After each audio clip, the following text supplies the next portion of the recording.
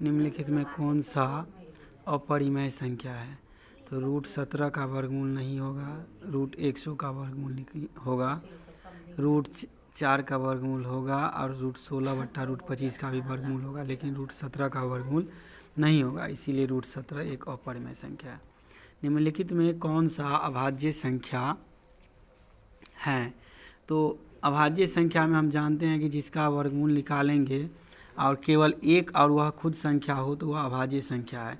तो जैसे हम अगर 11 का गुणनखंड करते हैं तो 7 × 13, अगर हम 213 का भी वर्गमूल करते हैं तो इसका भी गुणनखंड निकल जाता है, जिसमें होता है 3 × 3 आ जाता है एक संख्या और दूसरा संख्या, और लेकिन 41 का जब हम वर्गमूल करते हैं तो 1 × हमें 41 प्राप्त होता है। अतः 41 जो है सो अभाज्य संख्या है। दो लगातार संख्याओं का मौसा होगा। इस तरह से जब पूछा जाए दो लगातार संख्याओं का मौसा, तो दो लगातार संख्या में हम कुछ भी ले सकते हैं, जैसे मान लीजिए 1 2, तो वहाँ पे इसका मौसा 1 होगा। लेकिन जब दो लगातार सम संख्या का मौसा पूछा जाए तो उस समय उसका मौसा 2 होगा। जब दो लगातार अभाज्य संख्या या विषम संख्या का मौसा पूछा जाए तो उस समय 1 होगा। लेकिन सीधा जब पूछा जाए दो लगातार संख्याओं का मौसा तो 1 होगा। निम्नलिखित में कौन सी परिमेय संख्या है? तो इसमें से हम 1/100 √144 का भी वर्गमूल करते हैं तो वर्गमूल निकलता है, लेकिन √50/√500 का वर्गमूल नहीं होगा, √32 का वर्गमूल नहीं होगा। और यहाँ 5 + √5 दिया है तो 5 परिमेय और √5 अपरिमेय है, तो परिमेय संख्या जोड़ अपरिमेय संख्या और अपरिमेय संख्या होता है। अतः 1/√144 परिमेय संख्या है।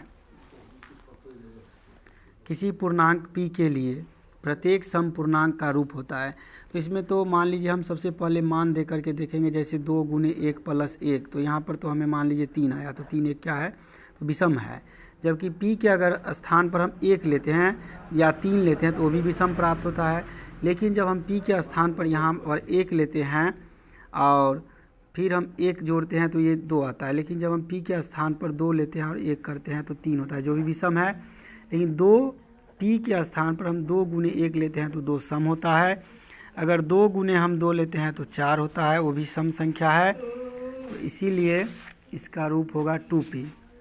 निम्नलिखित में किसका दशमलव प्रसार अशांत है? तो 23/50 है, तो इसमें हम जब इसका अभाज्य गुणनखंड अगर q का अभाज्य गुणनखंड करते हैं जहाँ 50 है तो सिर्फ हमें 2 और 5 प्राप्त होता है। जब हम 39/243 का अभाज्य गुणनखंड करते हैं तो 43 का गुणनखंड में हमें केवल 7 प्राप्त होता है। तो इसीलिए यह इसका दशमलव प्रसार अशांत है। एक अशून्य परिमेय और एक अपरिमेय संख्या का गुणनफल होगा।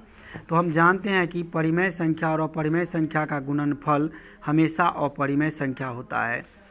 0.7777 बराबर होगा। जब इस तरह से अगर क्वेश्चन पूछा जाए तो जो मान दिया रहे, जैसे 0.77 है, 0.66 रहे, 0.33 रहे, 0.44 रहे, 0.55 रहे, तो जो अंक दिया रहेगा उसके बट्टा में हम 9 डाल देंगे। तो यहाँ पर जैसे दिया है 0.77, 7 के बट्टा में हम 9 डालेंगे तो 7/9 होगा। और पाई जो है वह एक अपरिमेय संख्या है, लेकिन जब पाई का मान दिया रहे और पूछा जाए तो यह एक परिमेय संख्या है।